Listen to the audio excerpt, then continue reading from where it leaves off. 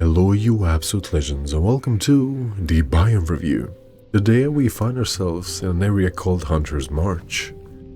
Now, while they are hunters in this area, everything that exists here is an ant, or it serves the ant. Now if you zoom in, editor, which is me, and look at the cute ants that are left of me, those little dudes are the backbone of why this area exists and why this area functions. So let's dig a bit deeper and see how the ecosystem actually works. Oh yeah, I love ants. Ants are cool. And having no pants is also cool. Hope you enjoy. The ants you see on the ground are the scavengers. And when I say scavengers, I mean that they go around and try to find food sources. They will never actually kill something. They will simply find everything and then release pheromones from their thorax to guide the others to help carry the resources. Now in the back, on the actual wall on the background, you can see the ants carrying stuff. Don't they look cute and cool? Yeah, very cool. And once they have reached 2 checkpoints in their life, which has carried a total of 200 times their body weight, and they have lived for at least 2 weeks, they can actually evolve. But what they will evolve into is a 50-50 chance. Because on one hand you can become a scarlet, which is the thing that is crawling near me right now. I will zoom in on it so it looks cooler, so we can actually follow it with the camera panning. Yeah, editing skills, I know. It's actually pretty easy. Or if you didn't get the 50-50 and become a scarlet, which is this thing, you can actually become a scarving. Yeah, scarvings. They're very aggressive. See? They will try to attack you. They will attack everything. Now, they have different duties, and fun fact, I will lay you in on a secret. It is not a 50-50% chance on what a little ant, after it carries a lot and lives for a certain while, will evolve into. It is completely predetermined. So, let's dive deeper. Hey! Get off of me, you fucking bastard. But do you see, the little ants are carrying the shard that I dropped. Yeah. That's really cool. Oh, I picked that up. Sorry, guys. I wanted to give you the shard. Anyways, let's show that again. Let's look at the shards and how they're gonna be transported. Oh, that's so cool. They're even transporting the pieces of the scarlet.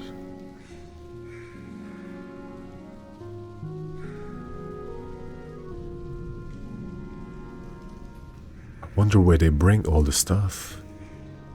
They must have a base all around the walls, like inside of the walls. But sadly, I cannot enter. I'm not welcome. Anyways, let me go and show you what needs to happen for them to become either a scarlet or scarving. And those are not the only evolutions. Later, they can evolve even further. Let's go. And guys, before I show you how the ants evolve, what is that in the background? Was?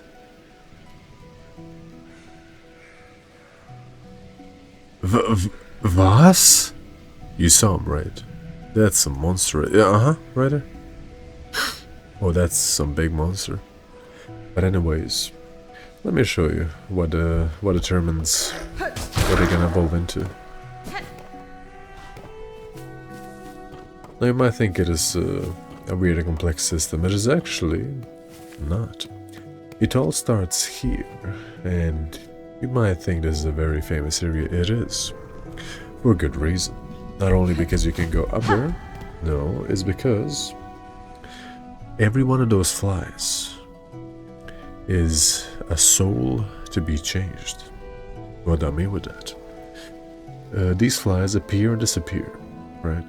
And depending on during its life cycle, which is very, very short, it can be from 2 seconds to 3 minutes.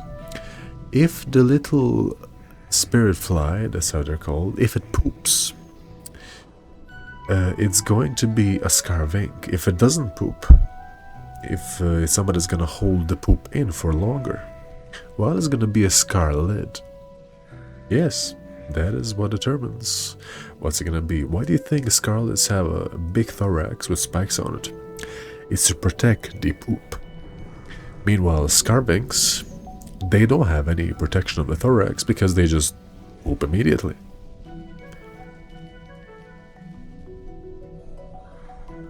Subscribe.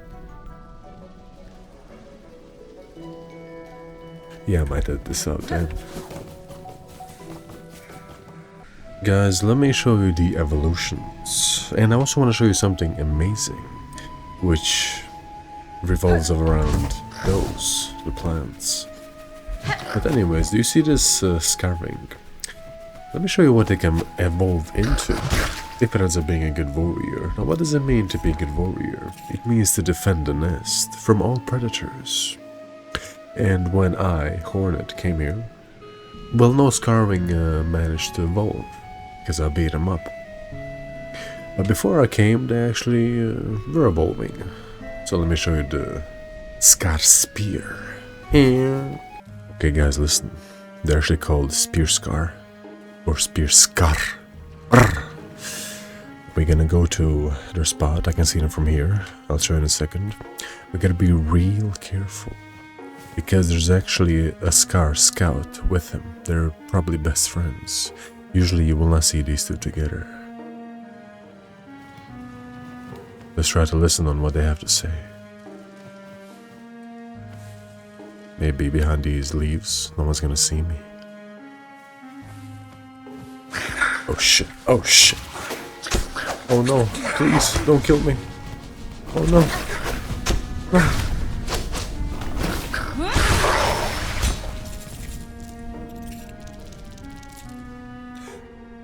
Well, I have to find another one.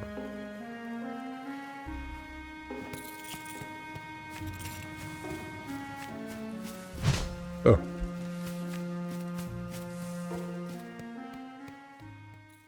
Guys, I think I can see another spear Skarr from here.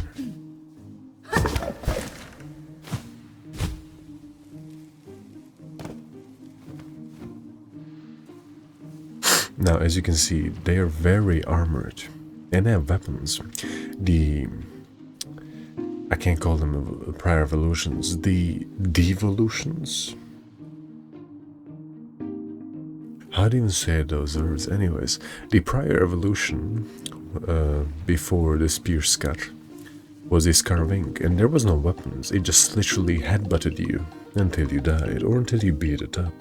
Now the spear Skarr, it can fly a lot better and has spears. It can actually throw the spears. See? What a menace. But no one is a match for me, and these dudes actually craft their own armor for their chest out of other bugs. Let me kill him.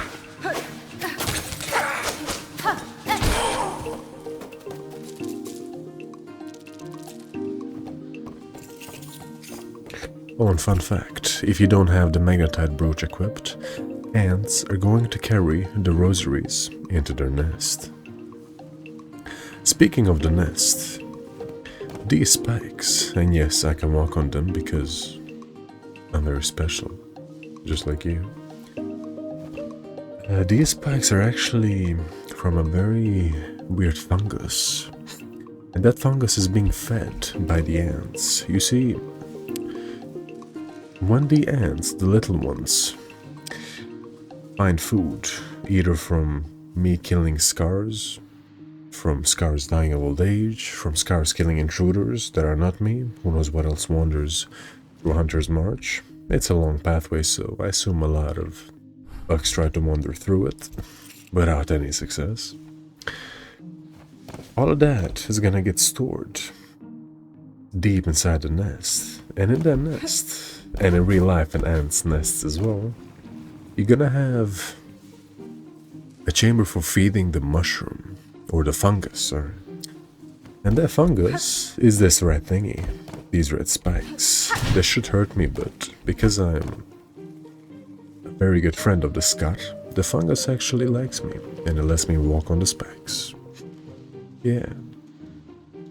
And the way the Skarr feed is not by taking or eating the meat from what they hunt. No, no, no. They actually are all herbivores. Oh well, can you be a herbivore if you eat only mushroom?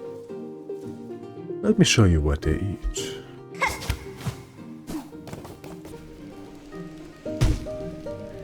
So this is what they eat. Specifically, these things that you can jump on. Now, for me they're used for pogoing, right? Doing pogo jumps. But in reality, all of these Skarr are going to come here. They're gonna open during nighttime. And there's gonna be, let's call it a nectar, but literally special food that the fungus makes of itself. So the ants or the Skarr can eat. It's quite interesting, right? The Skarr bring food to the fungus. The fungus grows, and ants and the Skarr can eat parts of the fungus. It's quite a nice symbiosis, because the Skarr cannot eat any normal food like we can, not even if they cook it. What a weird symbiosis that is all around us, but you're gonna learn this in school. Anyways, there's so much food here that there's little petals. You see those little things that fly up in the airstream? Yes, that's extra food. And someone's gonna pick that up. Not me though.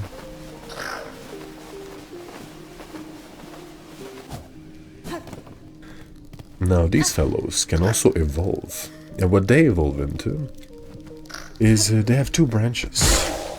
Two branches. Let me show you. Okay, so listen guys. The upper one is the Skarr Scout. And the lower one, the Skarr Stalker. They're both fierce warriors, but they have abilities that differentiate them.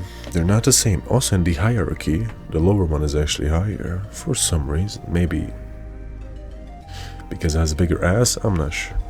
But how do you control which one you evolve into? I do not know. We have yet to find that out. Me and the scientist team are still working on finding out what determines it. It is not spirit flies that poop. Okay, not this time. Not this time. Maybe it's ants that poop. Who knows? Who knows? But anyways, let me show you how cool these little dudes are. The Skarr Scout. Oh no. Now I'm gonna get attacked by everyone.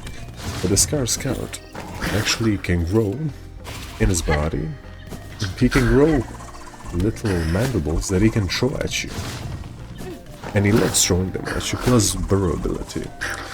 I don't know if you ever played StarCraft 2, but the burrowability, and especially some mobs that can actually move underground while burrowed, is fucking OP, isn't it?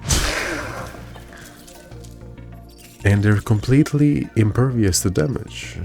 Damn, they took him quick. To the fungus. They're completely impervious to damage while underground. See, if I was Ghost, that's what we call him, my little brother, I would have done a smash attack with the shadow upgrade and probably killed him. Anyways, where's the stalker? Hey, Stocky. Uh-huh. These are dangerous. These are the most refined warriors you can find in the whole kingdom here. But as you can see, they cannot traverse gaps. The Skarr Scout can, because they can jump, but these, no. Though it is still not nice when you simply jump somewhere and it just digs up from underground.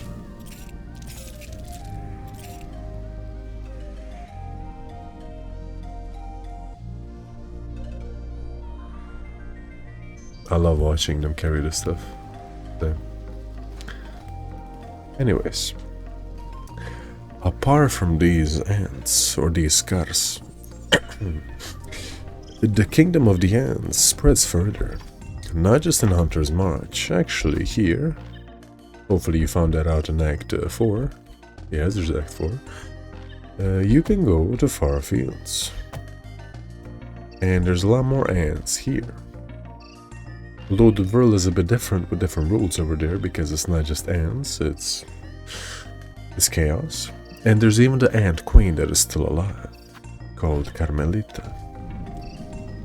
In next episode, I'll actually go travel to the far fields, so stick around, subscribe, and I'll show you far fields.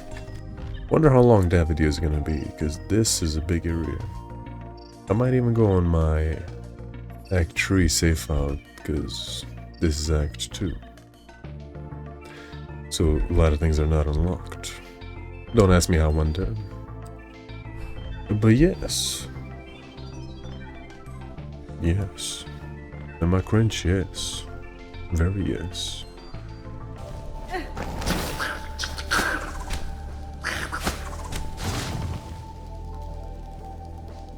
I love watching them throw stuff, but another thing you should know about the Hunter's March is that it is super cheap to come travel here. All you have to do is call Eira, and she's gonna bring you here for free, for no rosary cost. Yeah, just like in real life, you see the areas where there's a lot of chaos going on. You can just go there cheaply.